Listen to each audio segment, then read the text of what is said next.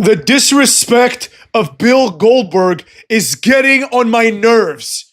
The fact of the matter is that whether you like Goldberg or not, it doesn't take a genius to understand how the send off was disrespectful and why Goldberg is justifiably pissed off.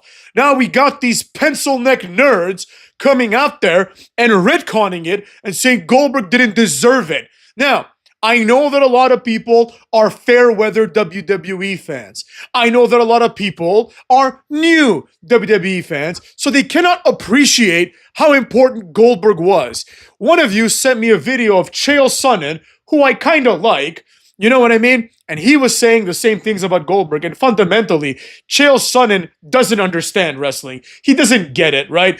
Chael Sonnen is someone that pretty much plagiarized The Rock and Stone Cold and made a career in the UFC, despite his general mediocrity, if we're being honest. And I like Chael, but let's be real. In the last run of his career, which was the most important, he was a 50-50 fighter. The UFC, in my personal opinion, is going to suffer a significant decline as more exciting things like bare knuckle FC motherfucks take over. But anyways, Chael Sonnen's point was exactly the mainline criticism that people are giving Goldberg, right? Goldberg's main issue was that the run was not handled with the proper respect. He says he put his work into it, and this was not reciprocated. I tend to agree. Now, there's a few reasons why it wasn't reciprocated, and Goldberg pointed these out. Namely, he said they wouldn't do this with The Undertaker, and they wouldn't do this with Cena. And I think that's where a lot of people got a little bit upset. For some reason, they don't think Goldberg deserves the same respect as Cena and The Undertaker. Now, everybody knows I'm very high on Cena. I'm very bullish on Cena still. And I believe that he's one of the best wrestlers ever. And The Undertaker, everybody likes The Undertaker. But the reality is that Goldberg is 100% right. They wouldn't do this for Taker, and they wouldn't do this for Cena, right? For Cena, they probably have it, broken down segment by segment how Cena's run's gonna go, And with The Undertaker, same thing. He got like a big send-off, you know what I mean? He had his match with AJ Styles, and they gave him the Hall of Fame, promo. He had a speech that was longer than any Hall of Fame speech ever, and a lot of people thought that it was well-deserved. Ric Flair, remember when Ric Flair retired from WWE? He had an epic match with Shawn Michaels at WrestleMania, and then he had a massive send-off in the WWE on Raw, right? Now, again, Ric Flair is also an older guy. You can argue he's much more impactful than Goldberg, but I don't like that element of the disrespect. A lot of people are like, no, Goldberg doesn't deserve the appreciation. What the hell are you talking about? If we're being 100% honest, and I know that the internet wrestling community and wrestling fans in general are not known for neither their intelligence nor their honesty. The fact of the matter is that if you are honest, if you are 100% honest, Goldberg was a bigger star than Cena and The Undertaker combined. That's just a fact of life. Goldberg was a massive draw. Cena was a massive modern draw, but he didn't draw the numbers that Goldberg drew. In addition, The Undertaker player, although he is respected by fans and industry veterans alike for good reason, the reality is The Undertaker was never in a Goldberg-type position. He never was in his entire illustrious career. I know that people don't like hearing these things because people are like, The Undertaker's my favorite wrestler, and he's a lot of people's favorite wrestler. But The Undertaker was never the guy. This is just a fact. You know what I mean? The Undertaker, at best, was a transitory guy, right? Between guys. Shawn Michaels was the guy for a while. Bret Hart was the guy for a while. Then Stone Cold became the guy and rode that shit through the Attitude Era, during which people like The Rock also became the guy. The Undertaker is closer to a Triple H in that he's the second guy. You know what I mean? He's obviously a main event type guy. You can plug him into any main event, and he's always been popular, but he's never been the guy. He's never been the face of the operation. And Goldberg has been the face of WCW, right? Now, whether you like that or not, it's a different story, but these are the facts. So the notion that Goldberg doesn't deserve it because the new fans that never watched him during his run don't like him as much as Cena and Taker doesn't change anything. Goldberg is right. The fact that he's a WCW guy doesn't change anything. Ric Flair was effectively a WCW guy. Nobody really cared about his second run. He's a WCW guy. You know, he was there at the heyday of wrestling in WCW. You know, he did other things before and after, but it doesn't change the facts. You know, and he got a good send off. Now, again, I'm not saying that Goldberg deserves a Ric Flair level send off, nor does he deserve an Undertaker level send off, because Undertaker gets bonus points for being a WWE soldier, for sticking it out through the tough times and the good times. And Cena, same thing, right? Cena never left for AEW. Cena never left for TNA. He could have, but he didn't. And therefore, he deserves a bigger moment. Now, the issue here is this. A lot of people are concerned about the possibility that the timing of the event got wonky because of Seth Rollins' injury. But I don't see how that makes any sense. Seth Rollins' injury would only shorten the match. It's not going to make it longer. You know what I mean? The match was pretty short because Rollins got injured. So they should have extra time, not less time. You know? Now, Goldberg got a 15-minute match. The match is fine. I don't think anybody's worried about that. But you have people like that Rosenberg guy. He's like on the same level as Sam from the Jim and Sam show on Sirius, which is like a derivative of the Opie and Anthony show. Sam represents like the lowest level of comedy.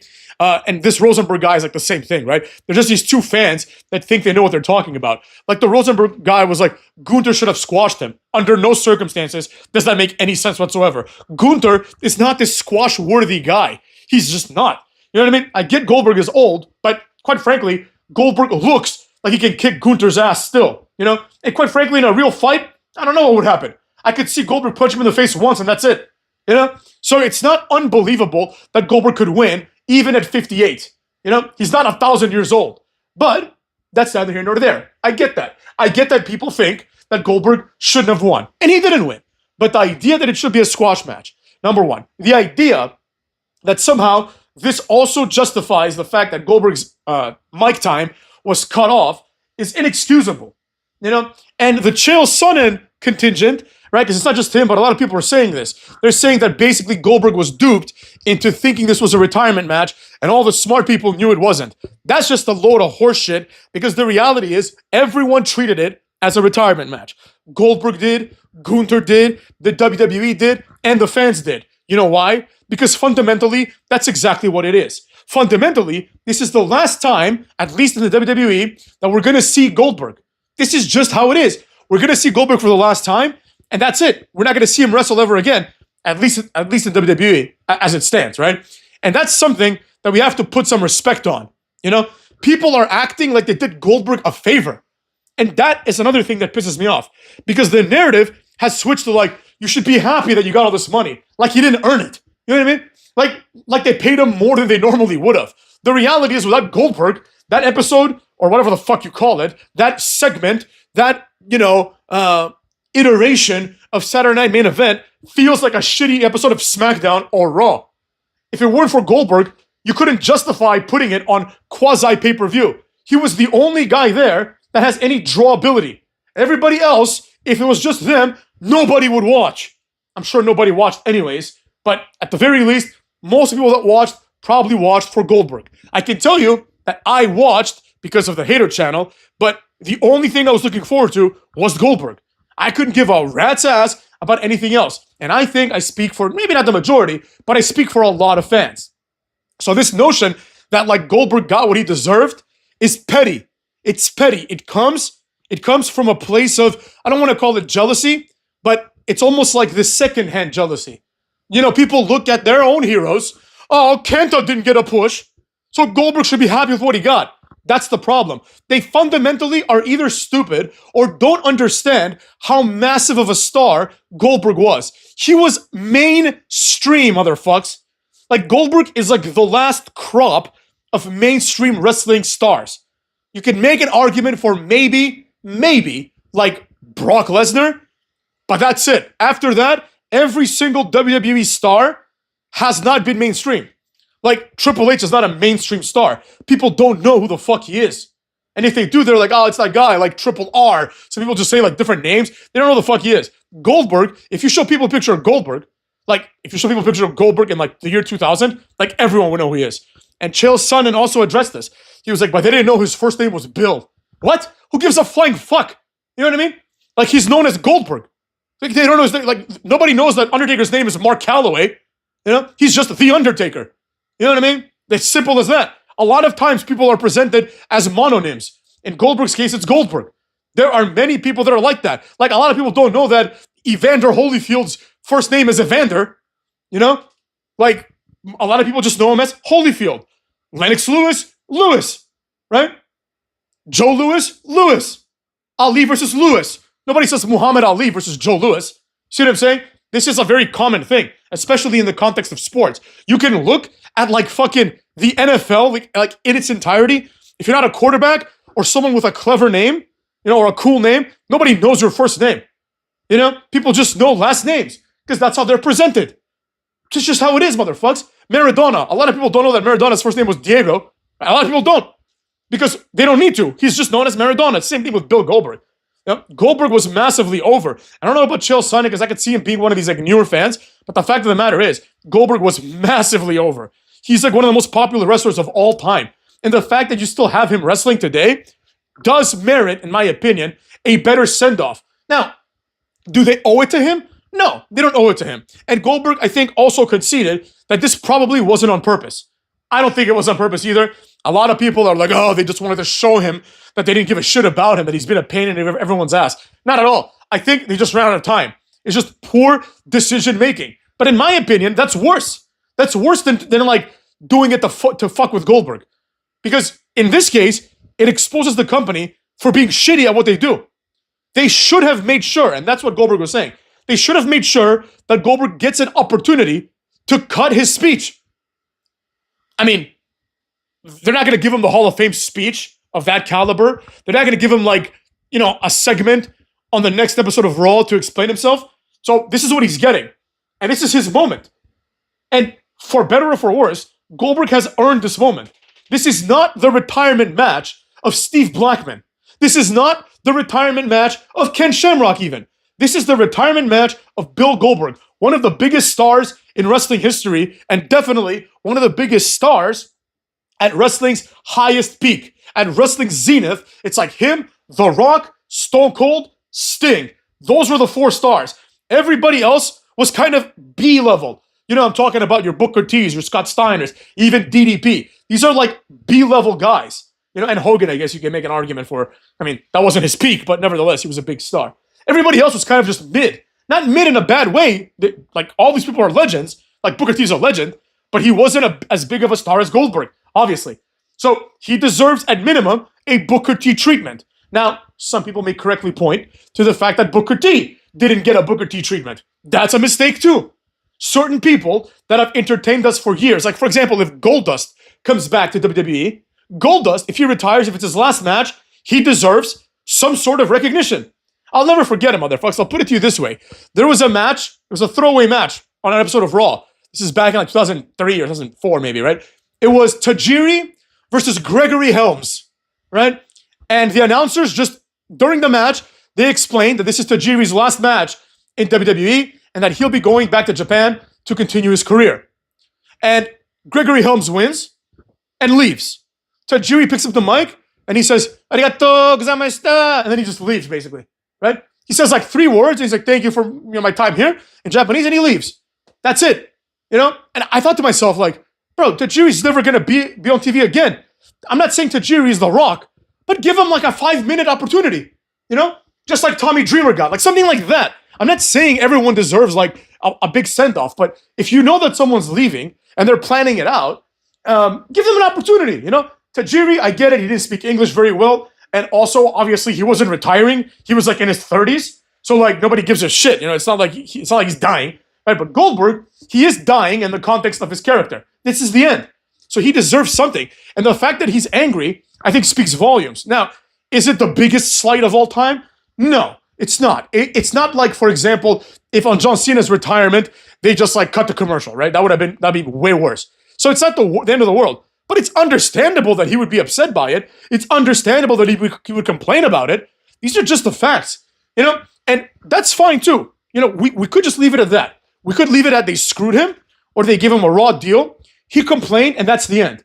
The problem, I think, is that a lot of people are angry that he complained. They're like, how dare he complain? So many other people have been held back. Shut the fuck up. This is not the time or place for that.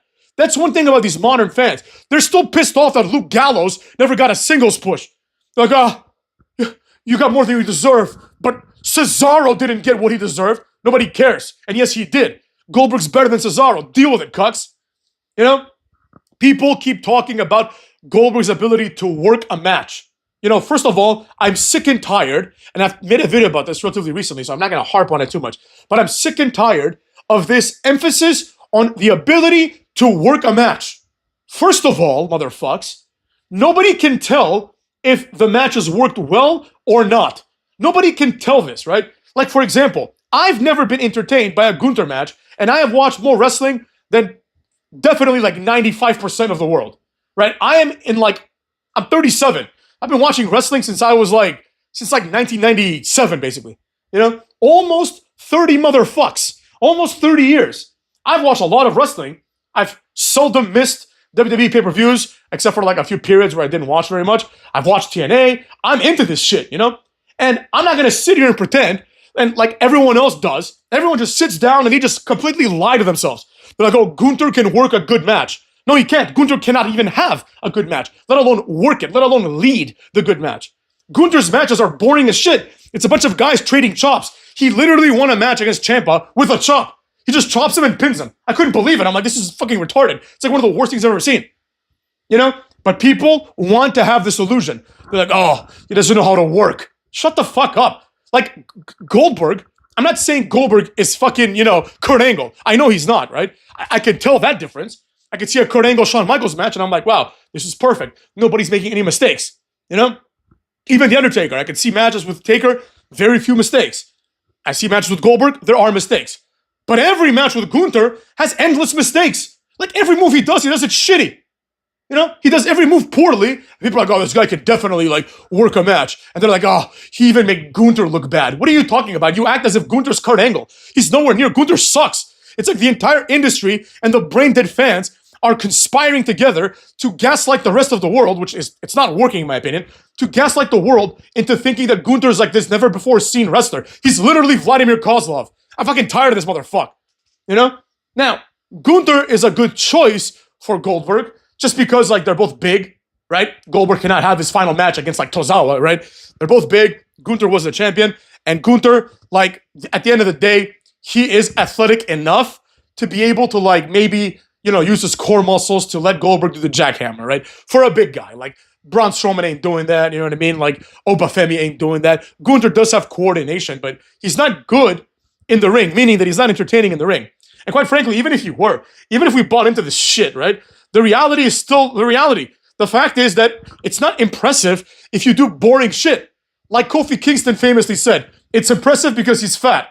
It's like that, right? I'm not impressed that Gunther can do, a sleeper hold. I can do a sleeper hold. I can do every one of Gunther's moves. You know what I mean? Show me a match, put on Ricochet, right? Ricochet does a 630 splash. I cannot do a 630 splash. I cannot do a tope con hilo the way that he does. I can do the Gunther splash just as good as Gunther. I can put the sleeper on better than Gunther. I can do a chop just as well as Gunther, and if not, I can learn in 2 days. You know what I mean? He does nothing extraordinary. Goldberg did extraordinary shit. You get a Goldberg spear, you're like, holy shit, this guy should be dead. The jackhammer is an extraordinary move. Goldberg was an extraordinary wrestler, and he deserved, maybe not an extraordinary, but he deserved something more than a pedestrian retirement ceremony that he got. It's disrespectful to him, to all his friends and family in attendance that came into the ring with him, and quite frankly, it's disrespectful to the fans as well. Nobody talked about this. I don't really give a shit about retirement speeches, but I would have given that speech an opportunity. I would have listened to it because I wanted to see what Goldberg would say, because I have some respect for Goldberg, because he's entertained me countless times. That's the fact. When Gunther retires, I'm going to be like, I don't give a flying fuck. He's going to be like, I want to thank Ludwig Kaiser. Nobody cares. Yeah? You're boring. But Goldberg deserved a little bit more. Again, he doesn't deserve the grand pageantry of an Undertaker, ceremony where he talks about his whole life. But he deserved a bit more. He deserves a bit more than fucking Tommy Dreamer. Because he wasn't a jobber. He was a massive star who has made WCW, and honestly, who has made WWE millions of dollars. Even though his tenure in WWE was short, he made them a lot of money. And they gotta respect him for that, and they didn't. So with that being said, Goldberg, I wish you the best, motherfuckers. WWE, you can suck it.